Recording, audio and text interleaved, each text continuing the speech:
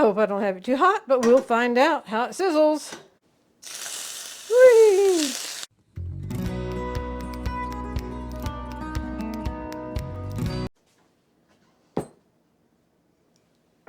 Howdy folks, I am Martha and I welcome you to Hershberger's Miracle Homestead. We are going to be making something we all enjoy, but we don't have it very often. That is French toast made with sourdough bread, and I have the little mini loaf here, and I have another one back there for backup because I don't think this will be enough. I know there's a lot of things that you can add to the mixture for the French toast, but we keep ours just plain and simple. And so the ingredients we use in our French toast are, I don't know, is the star, the sourdough bread, or the eggs, because the eggs is definitely a huge part of French toast. And yet you need a good bread. But then we have the milk, the syrup, and then we're going to have bacon with ours this morning. I say morning, it's midday already. But anyway, we're going to have bacon with ours. And I, for one, prefer not having the greasy mess on top of the stove that bacon makes if you fry it out on top of the stove. So we're going to put ours in a glass cake pan and put it in the oven. I have the oven preheated to 350. So I'm going to slide the French toast stuff aside and we will focus on the bacon. I'm going to actually put the bread back in the bag with this other until I am ready for it. And I don't need the cutting mat, but I need 2 glass cake pans.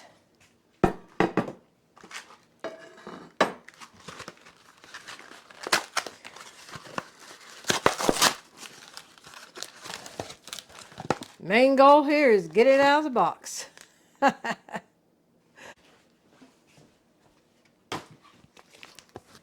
And now slice this open.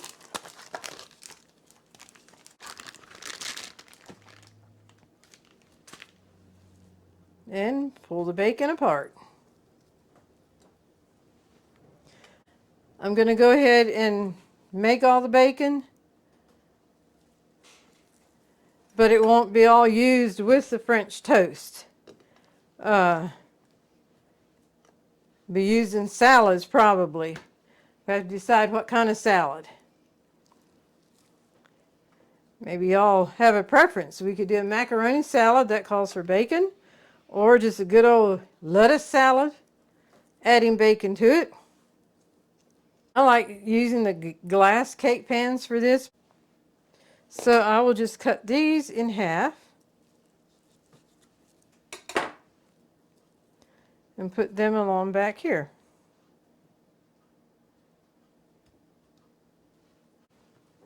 The sides get hot too, right? Right. The bottom of the cake pan then will create the bacon grease, and that helps to cook it. What's that? The bottom of the pan won't create the bacon grease. Dorothy just corrected me. The pan doesn't create the bacon grease. Okay. The bacon grease collects in the bottom of the pan. Okay, we're going to put it in a preheated oven at 350.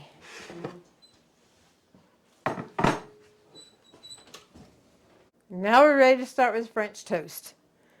Okay.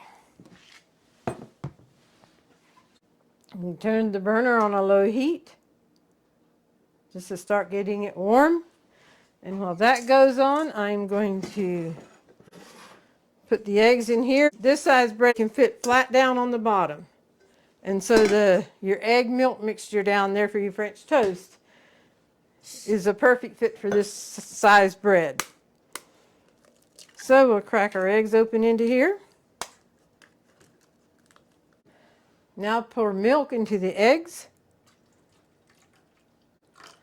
We don't measure, we just dump. And this is the cutest little pitcher to put milk in. So I thought, well, I'm going to pull it out. Okay. This I like done up better than what I can get it with a whisk.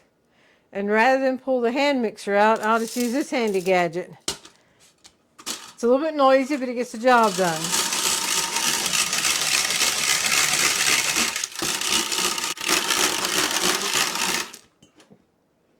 A little bit more milk.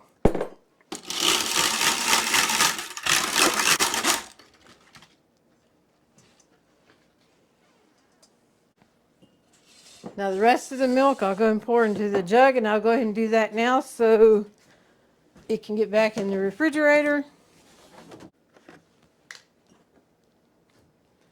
Doesn't the picture win over the jug and looks?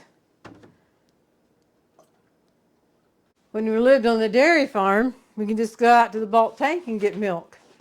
And I still find myself, when I get a jug of milk, I still find myself wanting to shake it. Because when you get it out of the bulk tank, there's a separation between the milk and the cream. So you always had to shake it. So I still find myself wanting to do that. I'm going to set this aside while we get the bread cut. I'm not going to use the end in the sourdough bread. Now the sourdough bread for French toast, we actually like it. Well, let me get this in. The skillet is hot and ready for it, so let me get this in once. That skillet can handle 2. Yeah, I'm making French toast, buddy. Are you excited about that? Yeah, I got to get the oil out. Oh, here. We use a vegetable oil.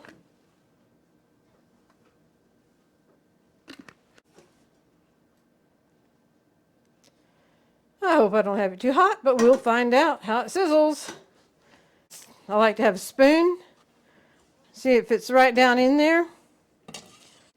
It's close to the skillet. Whee!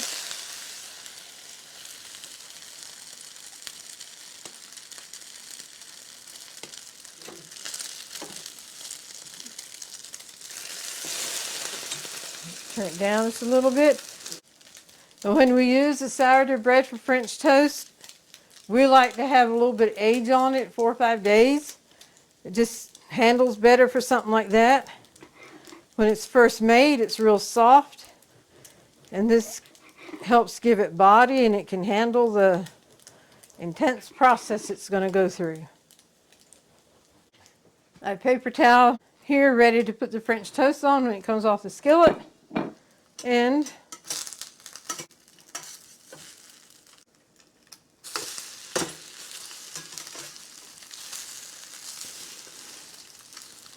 we like ours well done. If you don't like yours done that hard, just take it off quicker. Go ahead and get this one out, ready to cut if we need it.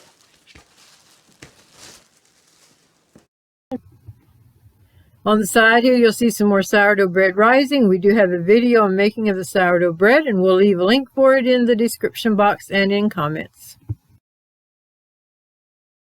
Sourdough bread is something Buddy can have and enjoy, so we try to keep it on hand. All right, I'll wait to cut the other end off until I see how much we need. Okay, now we like to put it on a paper towel.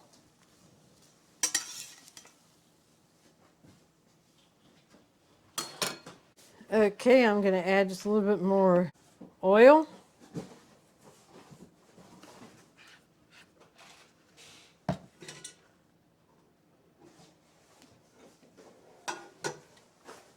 And get this over here so it doesn't make a lot of dripping between the...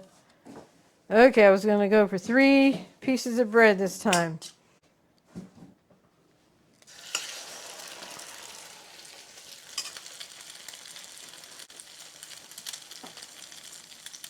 I like to press it down in the egg mixture so it can soak it up.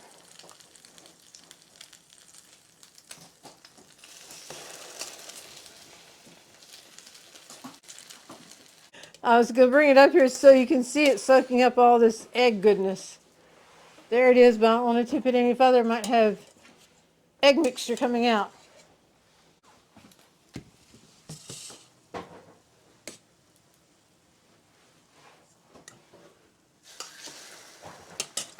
There we go. Might be my imagination, but I think I'm beginning to smell the bacon. It's parked right in that oven, doing its thing. Okay, while that's doing its thing, I want to take this time to welcome all our new subscribers to the channel. It just thrills us every week. It seems like we have new subscribers. We welcome you. We welcome everybody back.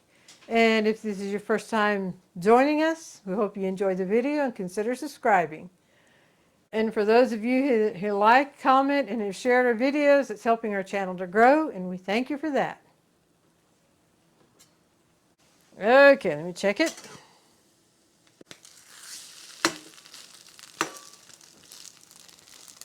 I'm going to go ahead and turn these because, buddies, we don't fry quite as hard as we do ours.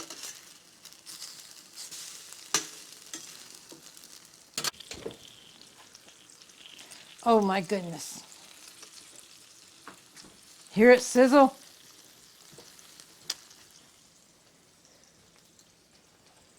Can you see the bacon?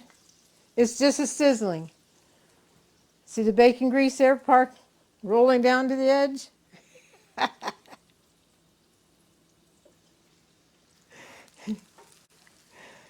Now I'll put it back in the oven so it can finish up.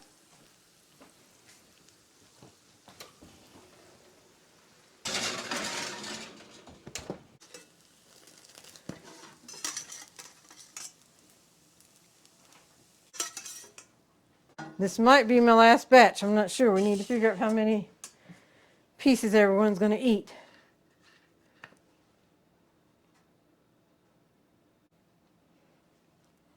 Let the oil roll around, get the bottom coated, and then start the process all over again. Letting the bread soak up the eggs.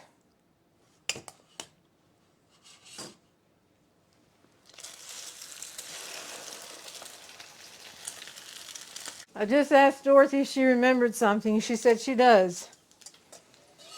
But Mom, once the bread was in there, she wanted to ensure that it had plenty of egg mixture to it. She'd just take and spoon a little bit right on top of the bread yet.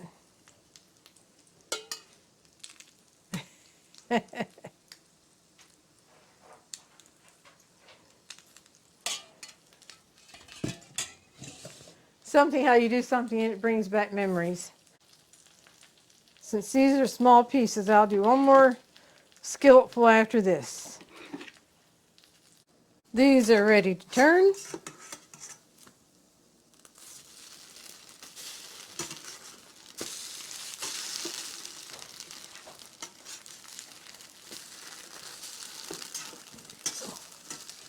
The bacon is done after 30 minutes.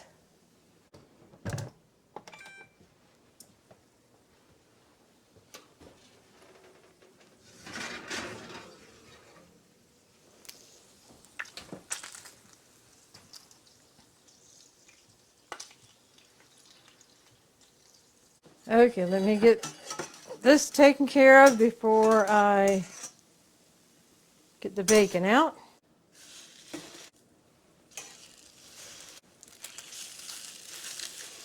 Now to make room here for the bacon, the countertop burner, if you hold on the side, you will not burn your fingers, but you need to do it very carefully. The bacon is out of the oven, and the next step is to get it out of the grease.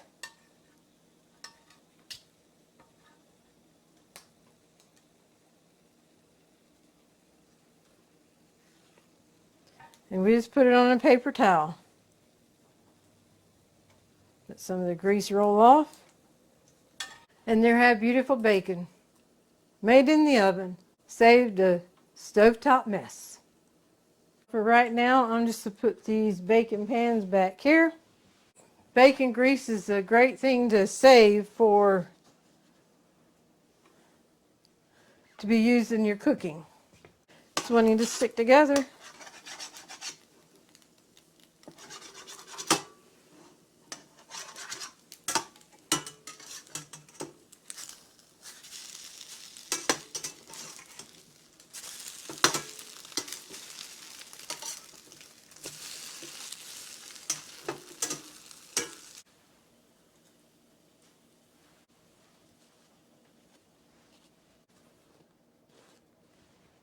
This makes for a wonderful aroma in the kitchen.